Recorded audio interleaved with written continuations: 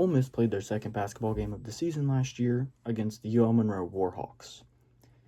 They, unlike last game, got off to a hot start and didn't let up. They had several stretches where they held UL Monroe to 0 points in a span, and they hung points up. And it was overall a lot cleaner and better of a performance than what we saw against Southeast Louisiana.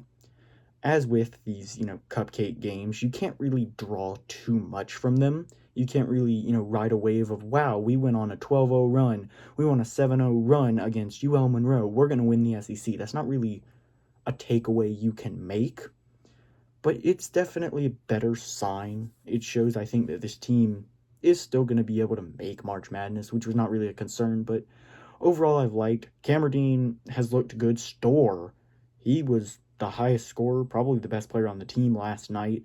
Dia, he is still amazing. I'm very glad that he's stayed for the season. I really do not know where we would be without Malik Dia this year, especially with how the guard play has been. Travis Perry is now 0 for 20 on the season, shooting anywhere that is not a free throw line, and has played Southeast Louisiana and Louisiana Monroe. Truly some elite defenses. He's going to die in the SEC. I don't understand. If you are 0 for 20 against mediocre Louisiana, mid-major teams, how are you going to even get near on a shot against Alabama? It's not happening.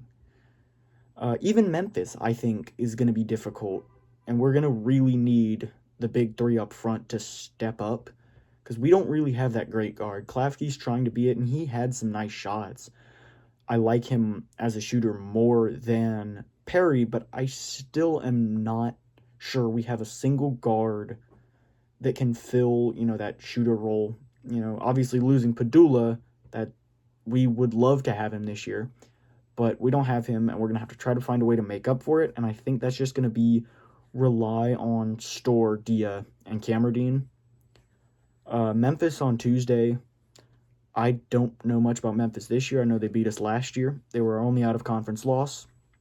I am really hoping that we can just get out to a hot start and not let up. It's a rivalry, at least in football it is. I am sure football and basketball rivalries remain similar. I think we can win, though. I think that what I've seen from this team, if we get off to a hot start, if we don't slack, we can beat Memphis.